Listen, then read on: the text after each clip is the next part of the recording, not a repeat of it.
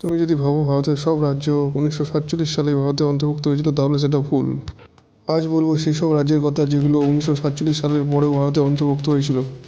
1947 সালে ব্রিটিশরা ভারত ছেড়ে গেলেও ভারতের মানচিত্র তখন অসম্পূর্ণ, কারণ কিছু অংশ ছিল পর্তুগিজ, ফরাসি আর কিছু রাজাদের অধীনে। প্রথমে গোয়ার কথা বলি। 450 বছর পর্তুগিজরা গোয়ায় শাসন করেছিল। 1961 সালে ভারত অপারেশন বিজয়ের মাধ্যমে গোয়াকে মুক্ত করেছিল।